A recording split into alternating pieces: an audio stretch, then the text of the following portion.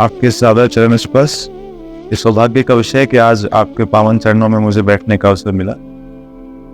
गुरुदेव, मेरा जो सफर रहा है बिजनेस का, उद्यमिता का जो सफर रहा है, जो मैंने चुना जीवन में आगे बढ़ने के लिए, वो एक लगभग 7 से 8 वर्षों का व्यापारिक संघर्षों के बाद का सफर रहा है।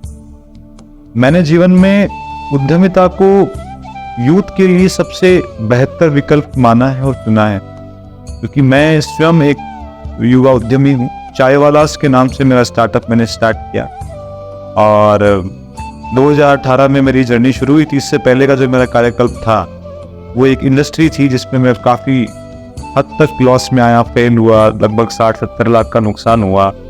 और उस नुकसान के बाद जब दोबारा से जीरो से स्टार्ट करने का ठाना और जीरो से शुरू करके और चायवालास की स्थापना की एक छोटी चाय की स्टॉल से, और आज राजस्थान, यूपी और कई राज्यों में आपके आशीर्वाद से और लाडली जी की कृपा से हम कार्य कर रहे हैं।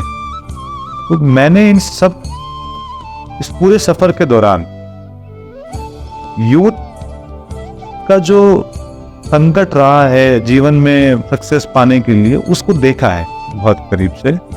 और मैं चाहता हूं कि उस स्थिति को आप, क्योंकि मैं कई बार यूथ से कनेक्ट होने की कोशिश करता हूं, जब भी मैं यूथ को इस बारे में एक्सप्लेन करना चाहता हूं, समझाना चाहता हूं, काफ़ी हद तक कनेक्ट भी करता हूं।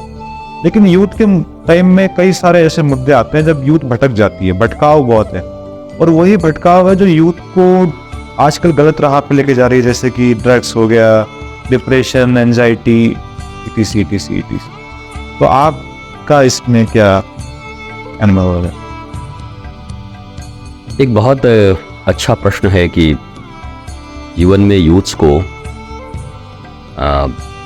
आज का समाज और आज का दुनिया ऐसा है जहाँ पर अगर आप खोज लेंगे तो कम से कम 70% से ज़्यादा लोग तो एंग्जाइटी में हैं ही, उससे ज़्यादा ही हो सकते हैं।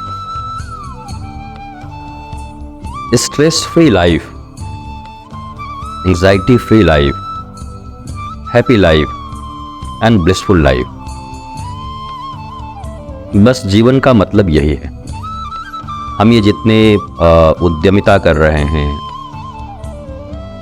उद्यम कर रहे हैं, अच्छे काम कर रहे हैं, सो कॉल्ड समाज के अच्छे काम, बुरे काम, पर सबके जड़ में, सबके मूल में, रूट में ब्लिसफुलनेस ही है। सभी चाहते हैं प्लेजर और उसके लिए ही करते हैं।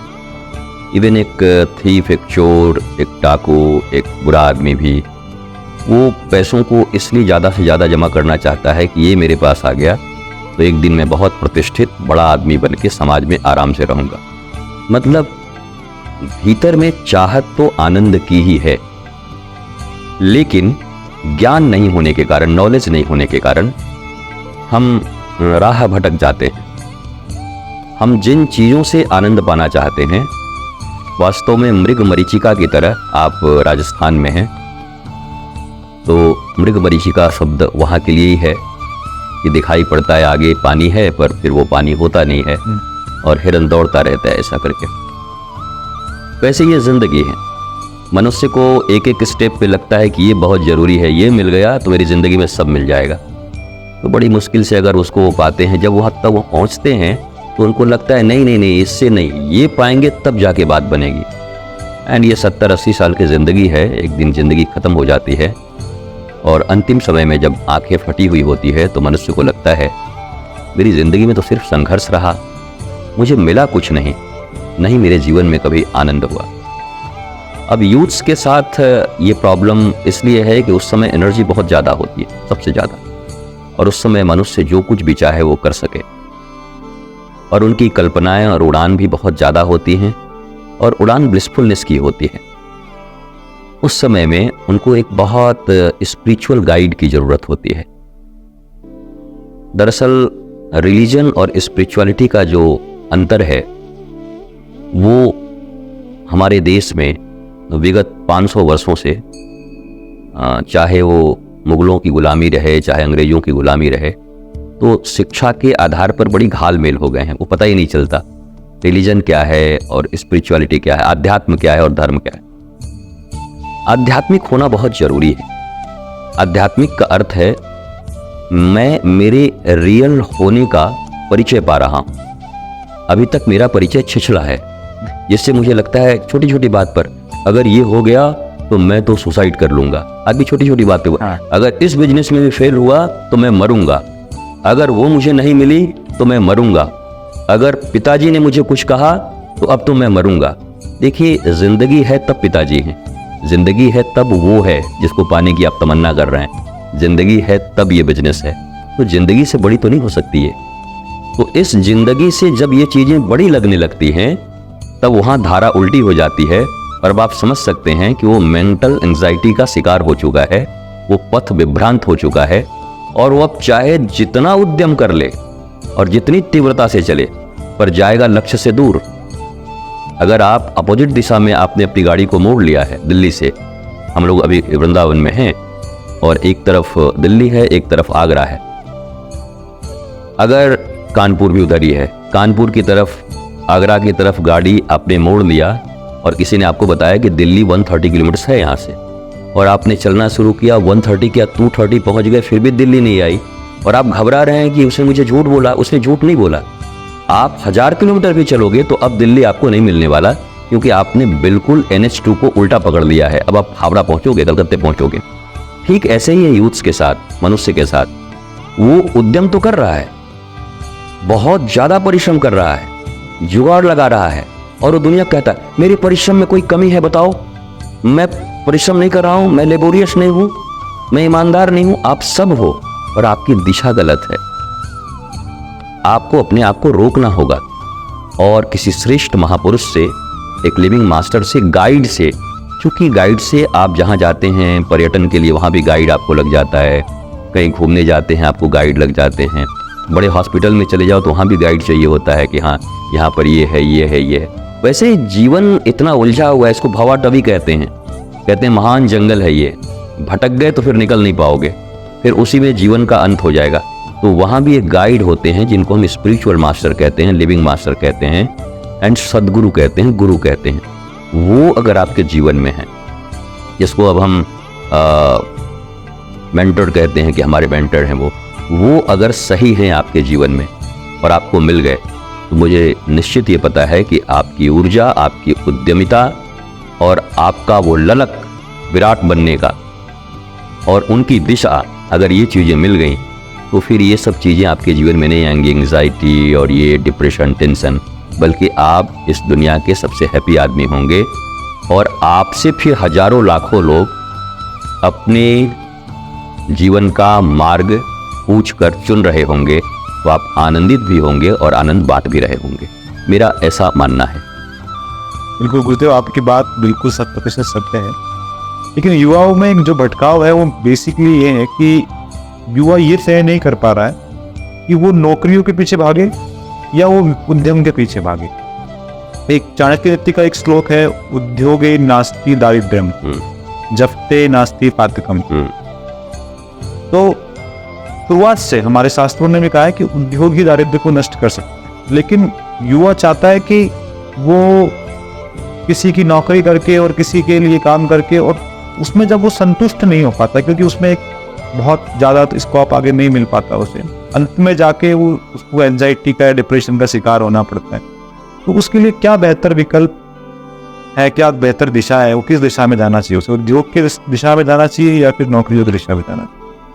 देखिए, मैं एक बात कहूँगा, अगर पास्ट देखें तो सिकंदर को हम बहुत ग्रेट बोलते हैं, बहुत महान और बहुत उद्यमशील है, जिसने पूरे वर्ल्ड पे अपने परचम को लहराने का प्रयत्न किया। यद्यपि इतिहास थोड़ा गलत है, यहाँ पोरस से उसे हारना पड़ा था, पर इतिहासकारों ने लिखा कि कुछ उल्टे लिखे हुए। अब उद्यमशीलता में सिकंदर की कोई कमी नहीं है, पर सिकंदर से ज्यादा बदनसीब आदमी इस दुनिया में कोई नहीं होगा। सब कुछ होते हुए भी रोते रोते अपनी जिंदगी को देता है, 2-2.5 घंटे और जीना चाहता है, अपनी मातृभूमि और अपनी माँ की गोद में बढ़ना चाहता है। सब कुछ होता है पर वो उसको सफल नहीं कर पाता। तब वो कहता है कि जब मेरा शव यात्रा निकले तो मेरी हाथें बाहर रखना और जो दुनिया के बेस्ट डॉक्टर हैं उनको बोला कंधे देने के लिए, जो मेरे साथ अभी बैठे हुए हैं, और सब नाव में ही बैठे हुए थे उस जहाज में। ऐसा क्यों? आपके यहाँ तो ये हमारे यहाँ तो ये परंपरा नहीं है, कॉफिन में पूरा ही बंद करना पड़ेगा। पर नहीं, बोला मेरा दोनों हाथ बाहर रखना। तो वही बोला मैं दुनिया को ये संदेश देना चाहता हूँ कि सिकंदर जैसा उद्यमशील साहसी व्यक्ति भी खाली हाथ आया था, सब कुछ पाना चाहता था, पा तो नहीं पाया, खाली हाथ ही जा रहा है। और जीवन के 2-4 क्षण और जीना चाहता था। 3 घंटे और ज़्यादा जी लेता तो शायद माँ के पास पहुँच जाता, या 3 दिन। लेकिन मेरे पास 3 मिनट का भी समय, 3 सेकंड का भी नहीं था, जबकि दुनिया के सबसे बेहतरीन डॉक्टर मेरी जहाज में थे। तो उन डॉक्टरों को कंधा देने के लिए लगाना कि ताकि लोगों का ये भी हो जाए कि यही नहीं आपको बचा सकते और आपकी उद्यमशीलता ही आपको ब्लिसफुलनेस नहीं दे सकती अगर आपका मार्ग गलत है, क्योंकि सिकंदर दरिद्र भीतर से था। अब दरिद्री की परिभाषा, अभी आपने बहुत सुंदर बात बोली कि उद्यमशीलता से दरिद्रता का नाश होता है, बट दरिद्रता का डेफिनेशन क्या है? दरिद्रता का डेफिनेशन आप सड़क पे भीख मांग रहे व्यक्ति से समझते हैं, या कोई ऐसे नौकरी छोटी मोटी कर रहे व्यक्ति से जो बहुत 2-4-5 हज़ार कमाता है, बड़ी तकलीफों में रहता है, उसको दरिद्र समझते हैं? दरिद्रता एक अभाव का भाव है जीवन में, जो भाव रावण के पास रह गया, कंस के पास रह गया, और वो भाव सुदामा के पास नहीं था। उनके पास कुछ भी नहीं था, परंतु सुदामा के जीवन में श्री कृष्ण के होने का गौरव था। श्री कृष्ण के आनंद और श्री कृष्ण की मस्ती उनके भीतर समाई हुई थी, और वो मजबूरी में ऐसे नहीं थे, उन्होंने इस रास्ते का चुनाव किया था। वो बड़े गर्व से कहते थे श्री कृष्ण भजन मैंने चुना है, कोई मजबूरी में मैं कटोरे लेकर के कृष्ण कृष्ण और राम राम नहीं कर रहा हूँ। तो श्री कृष्ण को चुनकर वो बड़े आनंदित और आह्लादित थे।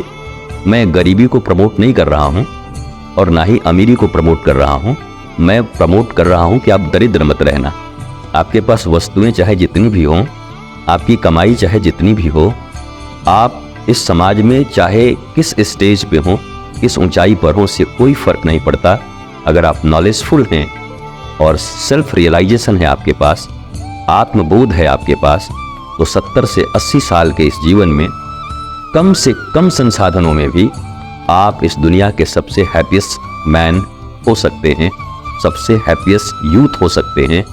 ये बात समझना बहुत ज़रूरी है।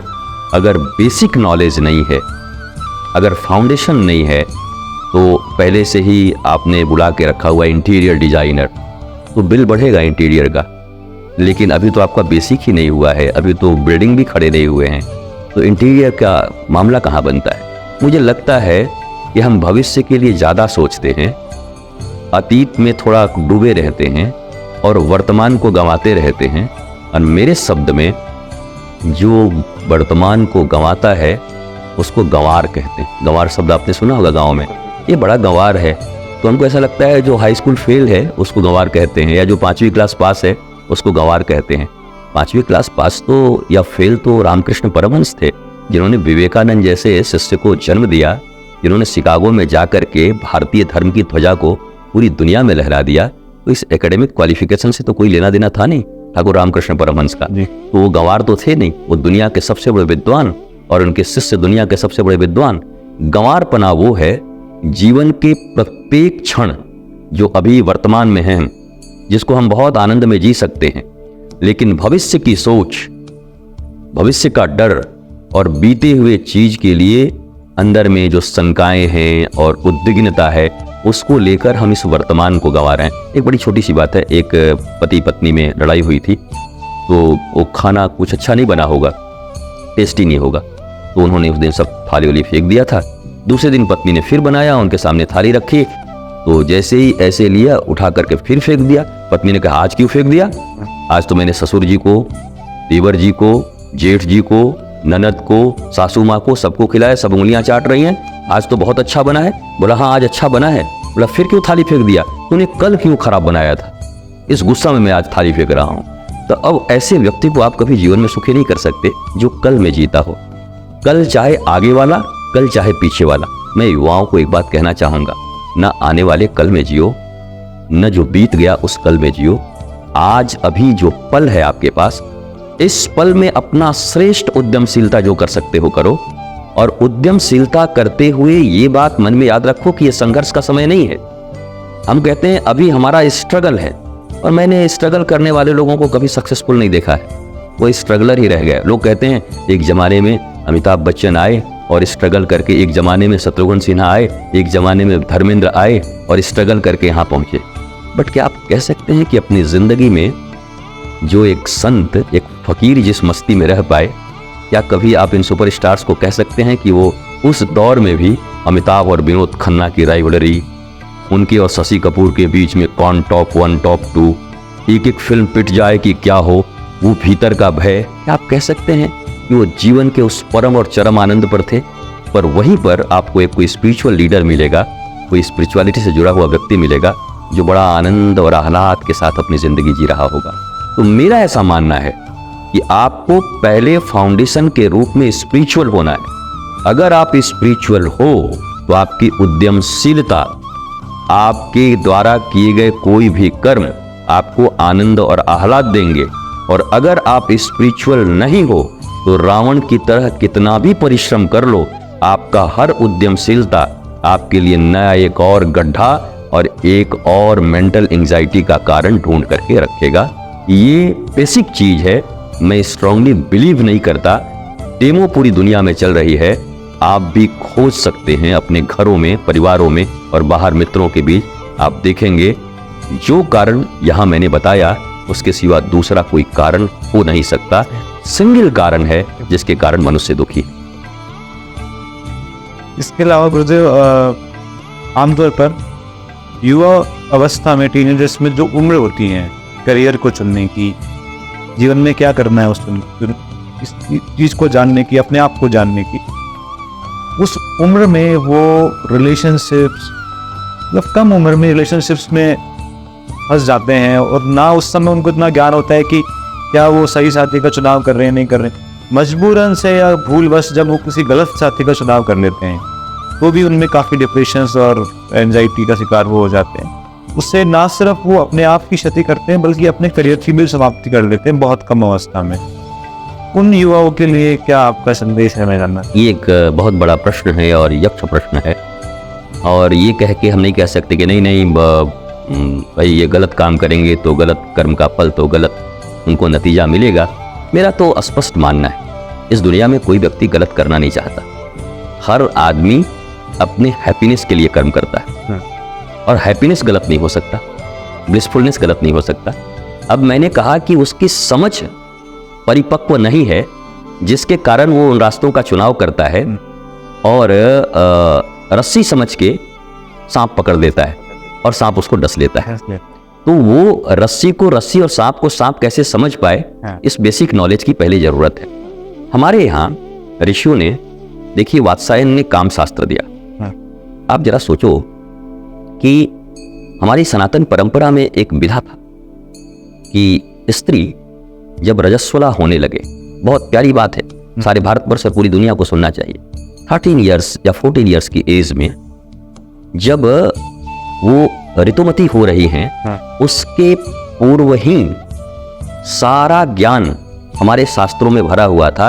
उनको बॉडी, उनको काम शास्त्र, वो सारी चीजें, कहाँ आपको अफेक्शन होगा, कहाँ अट्रैक्शन होगा, कहाँ संयम चाहिए, ये शाश्वत क्या है, नश्वर क्या है, ये सारी विद्या 10 वर्ष के अंदर दे दी जाती थी।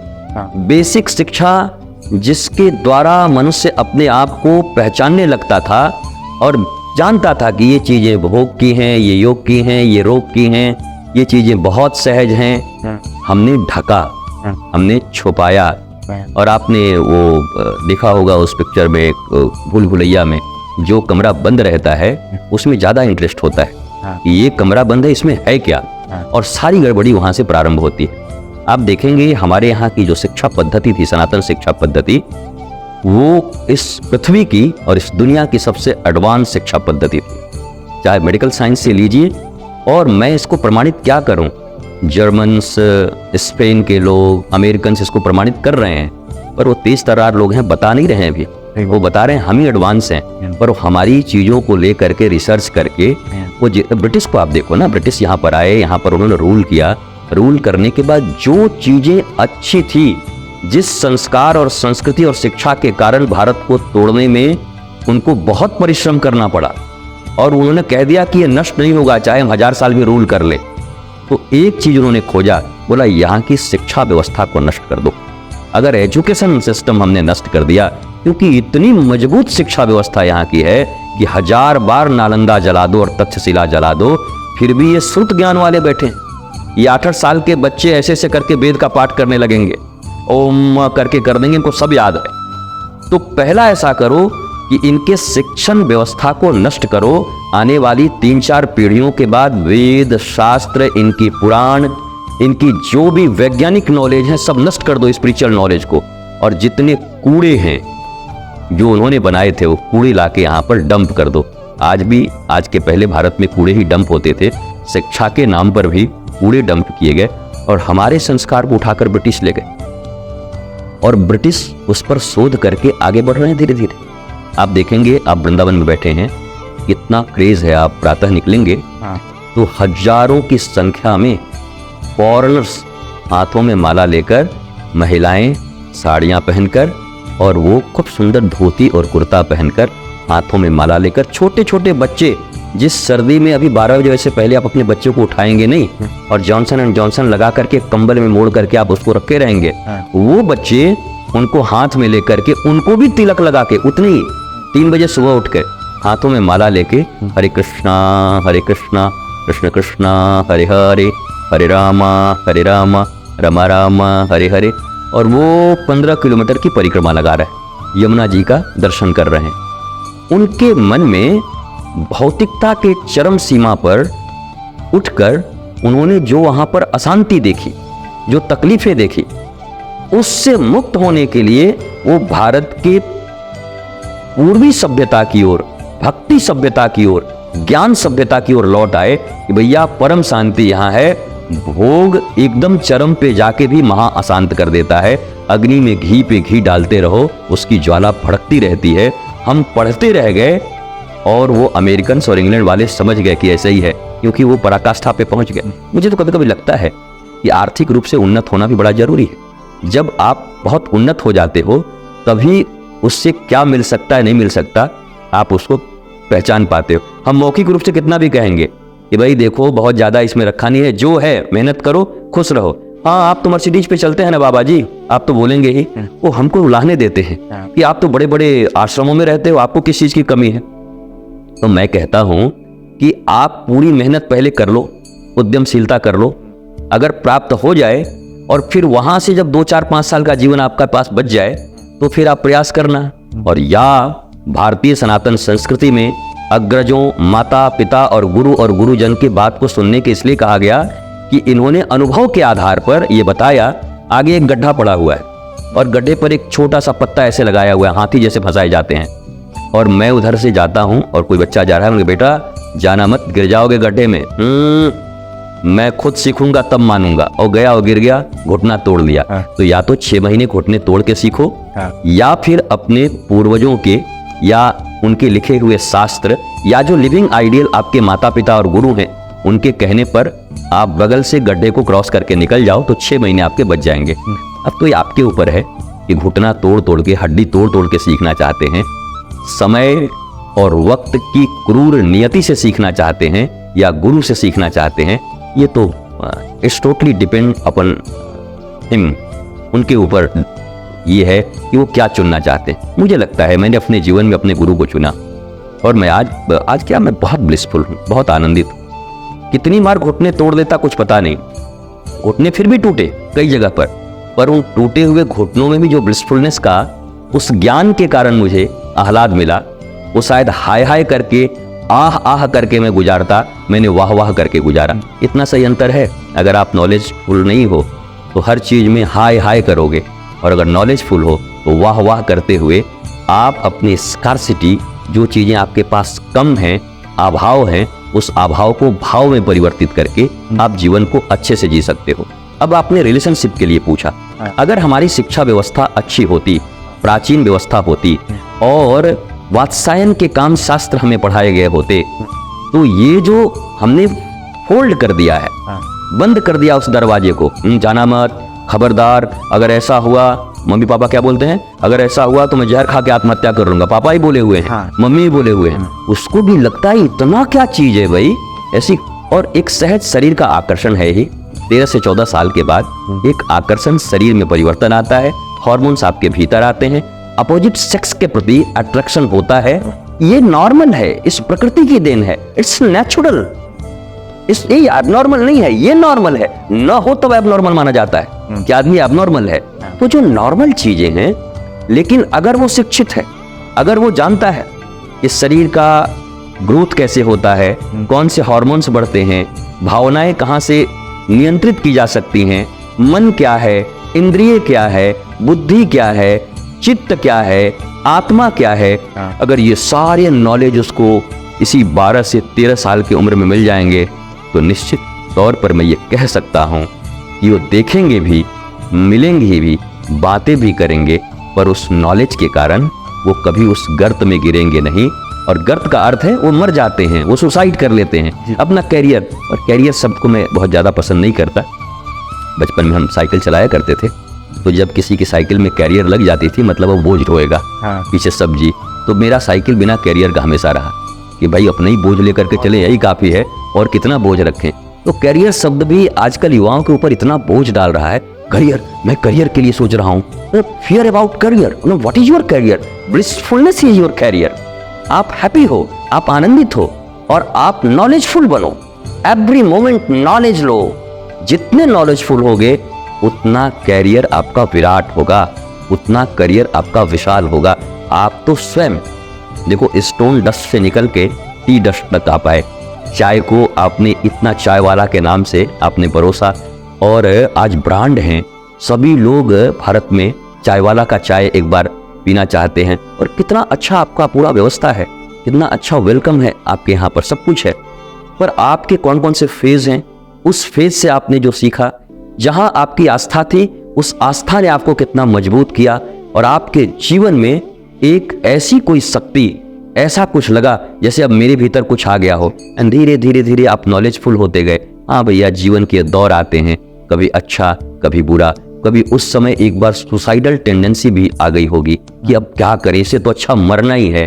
परंतु आज जब आप निकल कर आए हैं तो उन चीजों को तरफ पीछे देखते होंगे तो एक बार तो हंसी भी आती होगी कि यार जिंदगी से बड़ा ये सब चीज थोड़ी होता है, जिंदगी होगी तो सब कर लेंगे। पर उसी मोमेंट को अगर कोई व्यक्ति हैंडल नहीं कर पाया तो ये जो सैकड़ों, हजारों, लाखों सुसाइड हो रहे हैं, केवल उस एक पल को हम हैंडल नहीं कर पा रहे। हैंडल क्यों नहीं कर पा रहे हैं? क्योंकि हमारे पास सेल्फ का नॉलेज है नहीं, और नॉलेजफुल कोई ऐसा बंदा, उसके साथ हमारी मित्रता है नहीं। अगर गुरु होता या ऐसे माता पिता होते जो नॉलेजफुल होते तो शायद उसको संभाल लेते। तो दो चीजें हैं। पहला, भारतीय शिक्षा व्यवस्था अगर परिवर्तित हो, इन चीजों के विषय में उनको खुलकर पढ़ाया जाए। एक बच्ची की माँ उसके बहुत अच्छी फ्रेंड हो सकती हैं, एक बच्चे के पिता उसके बहुत अच्छे फ्रेंड हो सकते हैं। और फ्रेंड बनाने की जरूरत नहीं है, वो क्लियरली चीजों को टीच करें, पढ़ाएं।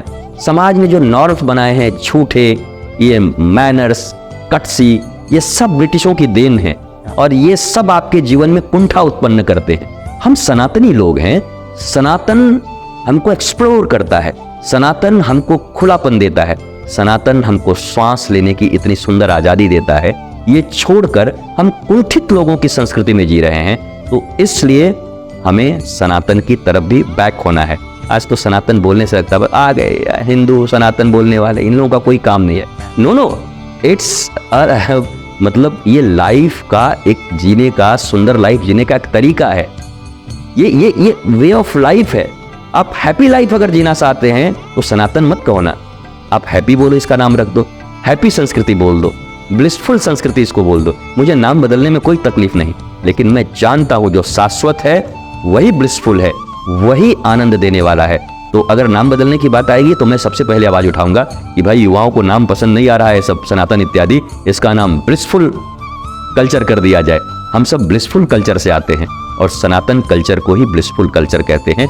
इससे जितने नौजवान युक्त होंगे, और इसीलिए हम एक बहुत बड़ी योजना पे भी काम कर रहे हैं कि कैसे सनातन संस्कृति से बच्चों को और उन विद्या से जोड़ा जाए जिससे बच्चे नॉलेजफुल होकर के 13-14 साल बच्चों को जितना सीखना होता है अंडर 10 ईयर्स सीख लेते हैं। वैसे तो मैं विज्ञान की दृष्टि से आपके बता दूं 5 इयर्स के अंदर में ही शिशु को जो सीखना होता है वो सीख लेता है।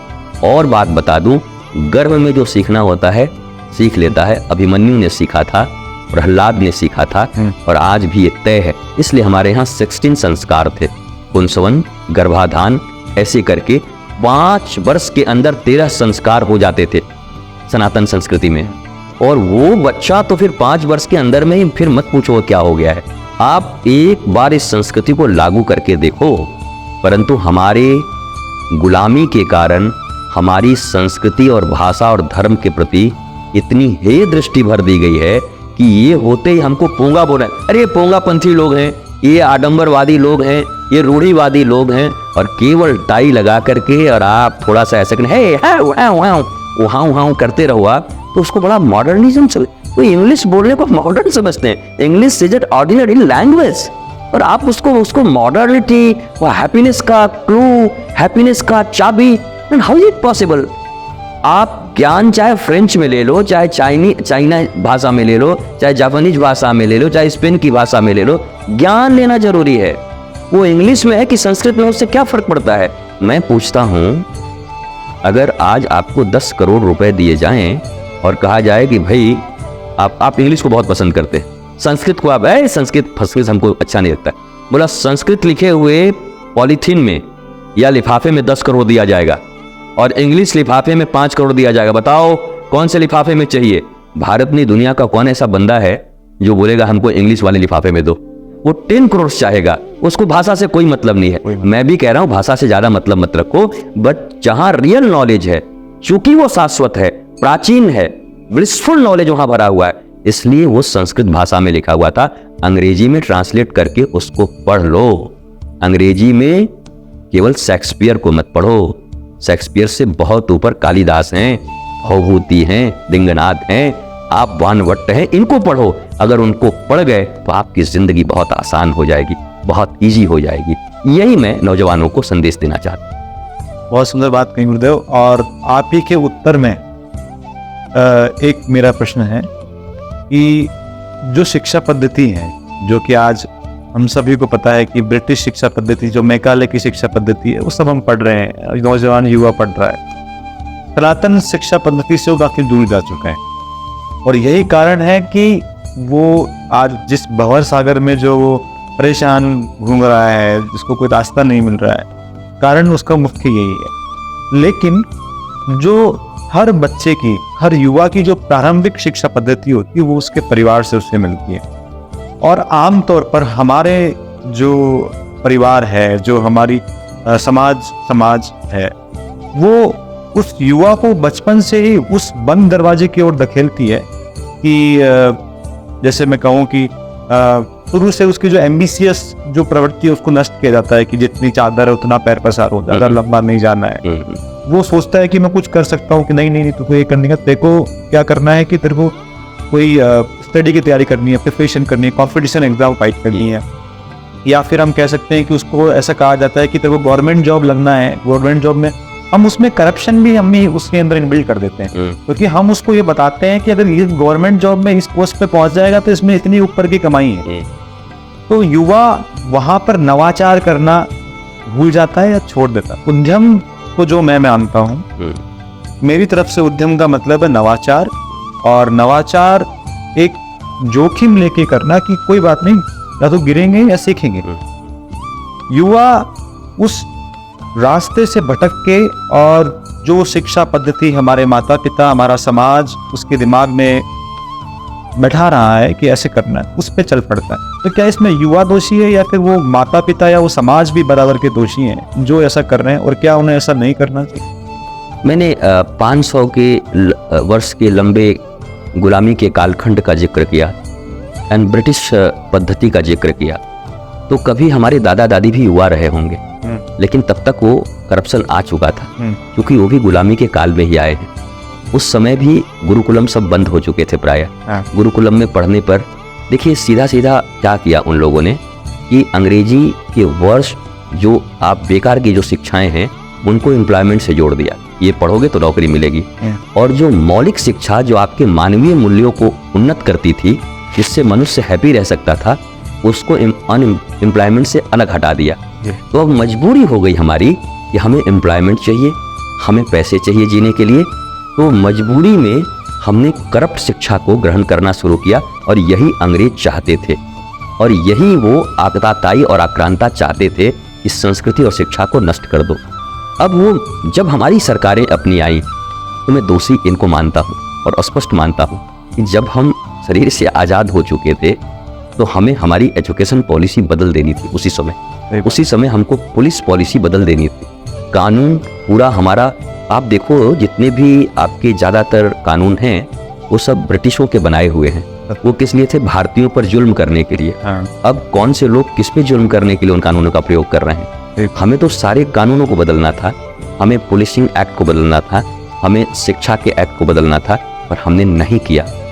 हमने इन 75 सालों में जातिवाद की बात की, कास्ट, क्रीड और रिलीजन की केवल बात की, बहुत हल्के स्तर की बात की और हमारी 4-5 पीढ़ियां बदल गई। अब वो भी कभी नौजवान थे लेकिन वहीं से सॉफ्टवेयर करप्ट हो गया है। वो दादा दादी जरूर हो सकते हैं, हमारा उनके प्रति सम्मान है, वो हमसे तो खैर बहुत उन्नत थे, लेकिन भारतीय संस्कृति में जितनी सनातन संस्कृति को पाकर उन्नति होनी चाहिए थी वो भी उससे डिटैच हो गए 5 पीढ़ी पहले। तो अब तो ये पीढ़ी 5वीं भ्रष्ट पीढ़ी है हमारी, 6ठी भ्रष्ट पीढ़ी। तो भ्रष्टाचार तो बढ़ते ही जा रहा है ना, एडवांस होता है। अगला आपका बेटा, आपका पुत्र आपसे एडवांस होगा। तो अगर आपके पास जो सबसे ज्यादा गुण अवगुण है उसी में एडवांस होगा वो। तो जो सबसे ज्यादा करप्शन हमें बढ़ा शिक्षा को लेकर के, करप्ट शिक्षा से हम बिगड़े, तो जैसे जैसे एक एक पीढ़ी आती जा रही है करप्शन बढ़ता जा रहा है। इसलिए मैं बार बार इस सिनारियो को यहाँ लाना पसंद करता हूँ कि भारत में 74% से ज्यादा लोग मेंटल स्ट्रेस के शिकार हो चुके हैं। 88% पूरी दुनिया में इसके शिकार हैं। 90% से ज्यादा अमेरिका में लोग शिकार हैं। ये आंकड़े इसलिए देता हूं कि आप देखो इस भ्रष्ट शिक्षा पद्धति ने हमें क्या दिया। हमें मेंटल एंजाइटी दी, स्ट्रेस दिया, अशांति दिया। हम भारत के लोग वो लोग थे कि अब आज देखो बॉलीवुड का ही वो गाना, भले उस समय भी मेरे देश की धरती सोना उगले उगले हीरे, बैलों के गले में जब घुंघरू जीवन का राग सुनाते हैं, वो अब कितना प्यारा वो गाना है। हमारी कृषि पद्धति, हमारी उन गाय बैलों पर हमारी वो डिपेंडेंसी, हमारा एक सामूहिक परिवार, दादा दादी, काका काकी, बीच में तुलसी का बिरवा, हमारे वो बेल के वृक्ष, हमारे अपने आम के वृक्ष, तुलसी के वृक्ष, वो जो एक पूरा वातावरण था सनातन संस्कृति का। सनातन संस्कृति मतलब best way of life, happy life. इससे बढ़िया जिंदगी में कोई तरीका नहीं हो सकता जिंदगी जीने का। वो व्यवस्थाएं हमारे पास थी, हमने अंग्रेजों की व्यवस्थाएं लाई और ला करके हम टूट गए पूरी तरीके से। मुझे तो अभी लगता है कि पति पत्नी भी साथ रहें तो कहते हैं कि हमारा सामूहिक परिवार है, क्योंकि वो भी गारंटी नहीं, उनको भी अलग होना है। मैं पूछता हूँ, आप लोग बोले नहीं हमारा सामूहिक परिवार, दोनों साथ में रहते हैं। पहले सामूहिक परिवार का अर्थ था 4 दादाजी, दादाजी के 4 भाई और उनके 4-4 बच्चे, तो आप 16, ऐसा पूरा एक आंगन बनता था। आप देखो हर चीज ऑर्गेनिक। हम कितने समझदार लोग हैं, पहले ऑर्गेनिक चीजों में पेस्टिसाइड्स और यूरिया डाल के इसको हमने रासायनिक बना दिया, बुरा बना दिया, खराब बना दिया। अब जब कैंसर होने लगे तो हमने ऑर्गेनिक खेती कहीं कहीं शुरू की और जो चीजें हमें 98 में मिलती थी वो चीजें हमने 1000 रुपए किलो कर दिया। भाई पूरा तो मामला पूंजीवाद का चल। इतना अच्छा सेटिंग है ऊपर में बैठे हुए चंद लोगों का, जिन्होंने पूरा दुनिया चलाने का जिम्मा ठान रखा है और अपने इशारों पर पूरी दुनिया को चलाते हैं। पहले पूरी पृथ्वी को उन्होंने अशांत किया, मिट्टी बर्बाद किया, जल बर्बाद किए, वायुमंडल को बर्बाद किया। चारों हमारी यमुना जी को देखो ना कैसी हो गई, नालियों की पानी भरी हुई। वो यमुना माता जो कृष्ण की प्रिया हैं, जिन यमुना को यम की बहन माना जाता है, उनमें स्नान कर लेने मात्र से मनुष्य निरोगी और मृत्यु से थोड़े परे चला जाता है, मतलब आयु उसकी बढ़ जाती है। आज उन यमुना माँ की क्या हालत। 5500 वर्ष पहले जब भगवान श्री कृष्ण आए तो उन्होंने पहले जल को प्रदूषण से, कालिया से मुक्त कराया, स्थल को जरासंध से मुक्त कराया, जिसने चारों तरफ अत्याचार करके लोगों से सारे राजपाट छीन लिए थे, जमीनों को मुक्त कराया।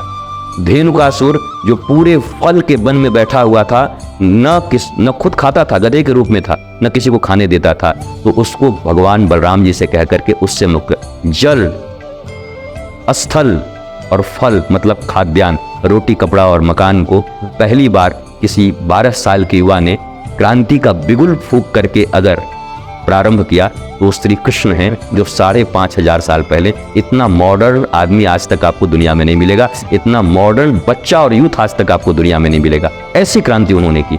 पर हमने क्या कहा, ये दे आर डिटीज, अरे ये सब कपोल कल्पना है, ये सब कुछ नहीं है।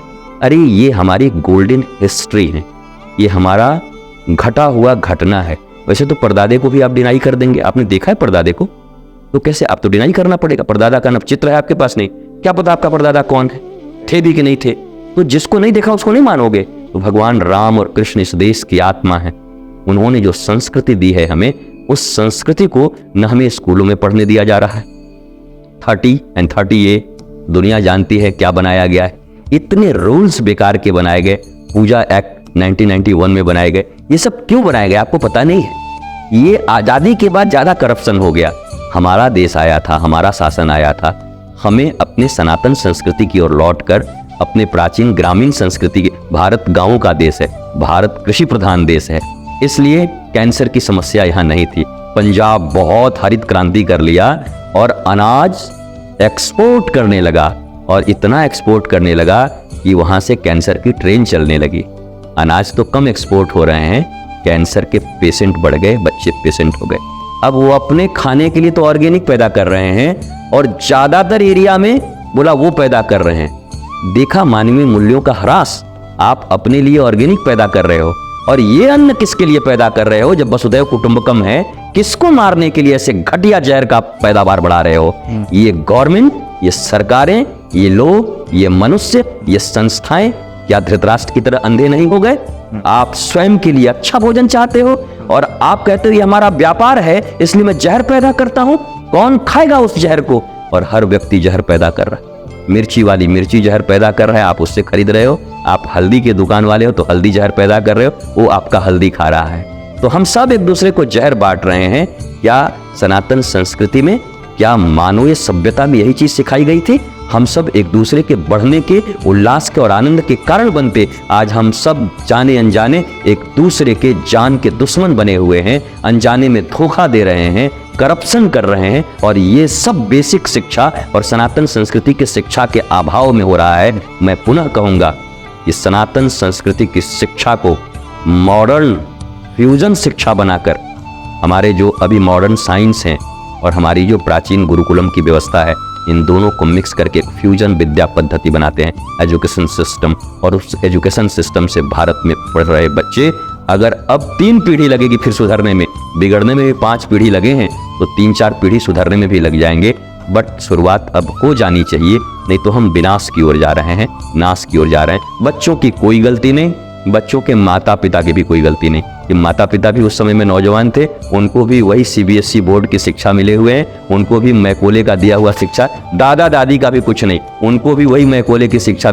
हम किसकी भूल कहें? भूल तो उसी समय हो गया। और अब सबसे ज्यादा भूल मैं कह सकता हूं राजनीतिक तौर पर, और 1947 के बाद जब भारत आजाद हुआ, जो हम कर सकते थे हमने नहीं किया। हमने वोटों की राजनीति की, हमने बांटा, मनुष्य मरने लगे, एक दूसरे के खून के प्यासे हो गए, जातियां पर जातियां का जनगणना होने लगा। पर मैं तो 2 ही, बुद्ध और बुद्धू, अमीर और गरीब। हमें कोशिश करना चाहिए जो वंचित हैं वो समाज में सबसे ऊपर आए। और ये पूरे समाज और पूरे देश का ये नियम होना था, और गवर्नमेंट का। हम छोटे छोटे टुकड़ों में बांट रहे हैं, हम कबीलाई संस्कृति को ला रहे हैं। जैसे पुराने जमाने में कबीले को ले लू और लेकर के भाला और गणासा एक दूसरे पर हमला किया करते थे, हम पुनः मॉडर्न अपने आप को कहते हैं, 21वीं शताब्दी में जाने की बात कहते हैं, परंतु कबीलाई संस्कृति को फिर से हमने प्रस्तुत कर दिया है। क्या यही साइंस है? क्या यही हमारा एजुकेशन है? क्या इसी सिस्टम से मानवता बचेगी? मैं जानता हूं बचेगा तो सिर्फ सनातन से बचेगा, क्योंकि सबसे मॉडर्न है, वो शाश्वत है, कल भी था, आज भी है और आगे भी रहेगा। हमारे बच्चे और यूथ इस बात को समझेंगे और वो भी खड़े हों कि मुझे सनातन शिक्षा चाहिए, मुझसे कोई घर का दरवाजा छुपाओ मत ताला लगा के, मुझे बताओ मेरी बॉडी के अंदर में क्या क्या परिवर्तन हो सकते हैं, मैं कहाँ कहाँ गड्ढे में गिर सकता हूँ, कहाँ कहाँ पर तकलीफें हैं। पहले से उनको एजुकेटेड कर दो और वो बच्चे महाराणा प्रताप की तरह, विवेकानंद की तरह इस पूरे भारत नहीं पूरे दुनिया को रोशनी दिखाने वाले, ज्ञान देने वाले, आनंद देने वाले बन जाएंगे। एक अंतिम प्रश्न है और इसी जवाब से मेरा प्रश्न है, आपने धृतराष्ट्र का उल्लेख किया। गुरुदेव, जब मेरे जो शुरुआती दिन थे व्यापारिक, जब मैं पहले बिजनेस में फेल होके और दूसरे बिजनेस में जब दोबारा उठने का जब मैंने मन बनाया, तो मैं विद्या भारती से पढ़ा हूँ गुरुदेव, आदर्श विद्या मंदिर से मेरी शिक्षा पद्धति हुई है। 8वीं क्लास में एक श्लोक था, आज भी याद है, उद्यमे निषिद्धन्ते कार्याणि मनोरथे न सुप्तस्य सिंहस्य प्रवेशन्ति मृग। तो आज के समय में युवा चाहता है कि वो घर में रह के ही सब कुछ कर ले, नवाचार के लिए वो बाहर नहीं निकलना चाहता। मैंने आपके बारे में पढ़ा, आप भी वृंदावन आए, घर बाहर छोड़ के सब, तब जाके आज आपने अपने तप से, अपने योग से, साधना से आज इस पद को प्राप्त किया। इस युवाओं को भी पहले भी, जैसे मैं मानता हूं कि अगर श्री राम आज से सालों पहले अगर श्री राम अगर वनवास को नहीं जाते तो शायद आज वो इतने नहीं पूजे जाते जितना वो पहले वो ईश्वर क्यों ना हो, तो उनके वनवास की वजह से वो पूज्य हुए। तो क्या ऐसा नहीं होना चाहिए कि युवाओं को घर से बाहर निकलना चाहिए, नवाचार के माध्यम चुनने चाहिए और इसमें उनका सहयोग उनके माता पिता को भी करना चाहिए, क्योंकि वो उनको अपने एक मोह के बंधन के वजह से उनको घर से बाहर नहीं निकलने देते। तुम कहीं मत जाओ, यहीं रहो, यहीं पढ़ो, यहीं नौकरी लगो, सब कुछ ऐसा, वो नवाचार के रास्ते वो रोक रहे हैं। तो इसमें आपका क्या आदेश? मैं इस प्रश्न के भीतर छिपी हुई व्याकुलता को समझता हूँ कि क्या क्या आप पूछना चाहते हैं, क्या क्या आपके हृदय में। एक तो नवाचार के लिए देशाटन हमारे यहाँ पर सनातन संस्कृति में था। हाँ। हमारे बच्चों को देशाटन कराया जाता था। हाँ। कि वो देश में जाएंगे, भौगोलिक स्थिति को देखेंगे, मनुष्यों से मिलेंगे, परिस्थितियों, अलग अलग परिस्थितियों को देखेंगे। हाँ। अलग अलग जलवायु में रहने का उन्हें अवसर मिलेगा। हाँ। और वो अपने आप को सिंह की तरह ढाल पाएंगे हर परिस्थिति से लड़ने के लिए और हर परिस्थिति में ग्रो करने के लिए वो अपने आप को बना पाते थे। ये चीजें कम तो नहीं हुई हैं, क्योंकि मैं देखता हूँ कि जिनके एक बच्चे भी हैं उनको भी हॉस्टल में भेज तो देते हैं वो, बट उनका लक्ष्य बड़ा छोटा होता है। बताओ। वही आपने जो कहा कि गवर्नमेंट जॉब में आएंगे, पहले लोग पूछते हैं कहाँ है, सरकारी नौकरी में। हाँ। अरे ऊपर का बहुत है। हाँ। अब ये ऊपर का क्या है? हाँ। मैं पूछता हूँ, आप देखो एक, अब ये चीज न पिता को खराब लगती न पुत्र को, न जो लड़की आ रही है कन्या और न कन्या के पिता। मतलब पूरा समाज भ्रष्ट हो चुका है कि नहीं। दो परिवार मिलने जा रहे हैं, एक व्यक्ति को भी बुरा नहीं लग रहा है कि अपने ही देश की संपत्ति, अपने देश की नौकरी, गवर्नमेंट जॉब में हम ऊपर की बात कर रहे हैं, तो ऊपर तो वही है ना कि सरकारी संपत्ति चुराएंगे या गरीबों का खून चूसेंगे, लोगों से लेंगे। तो जहां पर इतनी मानवीय मूल्यों का गिरावट हो चुका हो, जो अपने सिवा किसी के लिए सोचता ही नहीं हो, भाड़ में जाए दुनिया, हम तो बजाएं हारमोनिया। एक बड़ी प्यारी कहावत है पूर्वांचल की तरफ हमारी, कि सारी दुनिया भाड़ में जाए, मर जाए, हमको तो अपना हारमोनियम बजाना है। तो इस कल्चर से हम प्रभावित हो गए, इस कल्चर के खून हमारे भीतर में आ गए। इसे तोड़ना बहुत जरूरी है। वो उद्यमशीलता, नवाचार, जब बच्चे निकलेंगे, आप देखो, मैंने आज मुझे करीब 15 साल हो गए, मैं 7 इयर्स से लेकर और 15 इयर्स तक के, 16 इयर्स तक के बच्चों को लेकर के हर वर्ष एक बहुत अच्छा महोत्सव, नाम है घुमरू महोत्सव, हम रखते हैं नाम घुमरू। घुमरू माने घूमो। तो हम उन बच्चों को लेकर के देश के विभिन्न कोनों से लेकर के, करीब पहले जब पहली बार हमने शुरुआत किया था तो 70 बच्चे हमारे साथ थे। फिर बढ़ते बढ़ते बहुत सारी गाड़ियों में, आपको आश्चर्य होगा कि वो बच्चे इतने डेवलप्ड हैं आज, इतने जलवायु, इतने लोगों से मिलकर, कल्चर को देखकर, अच्छा बुरा सब समझकर, वो हैं तो बड़े फिट, बड़े अच्छे। अब 2-4 कपटी इसमें निकल ही जाते हैं, वो कपट अभी भी कर लेते हैं, वो अलग की बात है। पर वो इतने ज्यादा जो पर्सनालिटी डेवलपमेंट कोर्स लगाया जाता है, पता नहीं क्या क्या बच्चों को पढ़ाते हैं।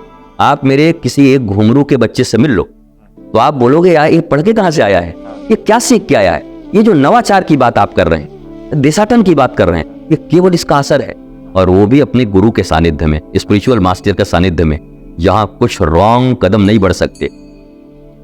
ये चीजें उनको मानवीय मूल्यों को, वो बच्चे बाहर की दुनिया के बच्चों से आज भी करोड़ गुना ऊपर हैं, उनके मानवीय मूल्य बड़े ऊंचे, वो किसी का विराट नुकसान नहीं कर सकते, वो किसी के हिंसा की तरफ उनकी प्रवृत्ति नहीं होती, वो भावनाओं को भी समझते हैं, और वो विपरीत से विपरीत परिस्थितियों को तीर से लक्ष्य से भेद देने में वो माहिर हैं। और मैंने इसीलिए प्रारंभ किया था इसको देशाटन के नाम से, वो प्राचीन जो सनातन विद्या थी। तो क्या करे, बच्चों को लेकर के चलो घुंघरू महोत्सव मनाते हैं, कहाँ चलना है इस बार, बोला इस बार ऐसे निकलेंगे, रीवा ऐसे, अयोध्या ऐसे, करते करते नई नई जगहों पर जाते हैं, रुकते हैं, घूमते हैं, अचानक सड़कों पर खड़े होकर के, गंगा जी के किनारे खड़े होकर के लोगों से बात करो, तो वो सब बहुत कुछ सीख चुके हैं। ये जब तक बच्चों के भीतर में नहीं आएगा, वो बाहर निकलते भी हैं तो सिर्फ एम्प्लॉयमेंट के लिए, उनको भेजा भी कहा जा रहा है, जाओगे पढ़ोगे, ये कोर्स हो जाएगा तो तुम्हारा कम से कम समझ लो कि तुम्हारा पैकेज 52 लाख से कम का नहीं आएगा। बस पैकेज से उनका हर किस शुरुआत है, बाप बड़ा ना भैया, सबसे बड़ा रुपया। अरे आप कभी अपने बच्चों को ये कहते हो, देख चिंता मत कर, रोटी कपड़ा मकान तो हो ही जाएगा, अच्छे से पढ़ना, मानवीय मूल्यों को मत गिरने देना, आदमियत मत गिरने देना। पहले तुमको मैं आदमी बनाना चाहता हूँ, मतलब तुमको मनुष्य बनाना चाहता हूँ, जो मातृदेवो भव, पितृदेवो भव, आचार्य देवो भव, और परहित सरिस धर्म नहीं भाई, दूसरे के हित के समान कोई धर्म नहीं है। इन सब मानवीय मूल्यों से उसको हम श्रृंगारित नहीं करते, हमारा एक ही श्रृंगार है, बाप बड़ा ना भैया, सबसे बड़ा रुपया, नाचो जीवन भर ताता थैया, होना जाना कुछ नहीं है। तो हमें भी अपने विचारों में परिवर्तन लाने होंगे। और अब तो एक बड़ी समस्या है, आपके 1-2 बेटे हैं, बच्चे हैं, आपको डॉक्टर बना लो, इंजीनियर बना लो, पैकेज करवा लो, पर इस देश की स्थिति बहुत अच्छी नहीं है, आपके पास बचने वाला कुछ है नहीं, कुछ होगा नहीं। जब अच्छे लोग कम होंगे, लोकतंत्र है यहाँ पर, और उस लोकतंत्र में सरकारें अगर फिर गड़बड़ बननी शुरू हो गई, तो आपका न ये डॉक्टर बनना काम आएगा, न इंजीनियर बनना काम आएगा, न आपका IAS बनना काम आएगा, बल्कि फिर वो सारी पद्धति कभी, मैं तो बोलना नहीं चाहता, लेकिन पता नहीं सीरिया और कैसे कैसी आपकी स्थिति हालत हो जाए। आपको इस तरफ भी चेतना रखनी होगी कि एक सुंदर सनातन संस्कृति के अनुरूप जो संस्कृति इस भारत में रही है, उसी संस्कृति का पोषण हो, क्योंकि उन अशांत देशों को भी अगर आज कोई शांति प्रदान करने में समर्थ है, तो भारत की विद्या है, सनातन की विद्या है।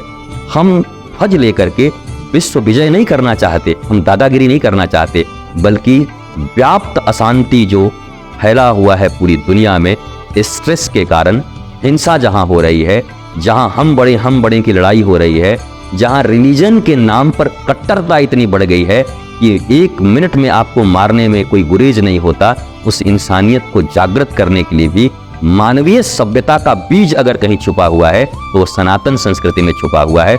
इसलिए इसका प्रादुर्भाव होना और इसका फिर से नर्चर होना और इसको बढ़ाना बहुत जरूरी है।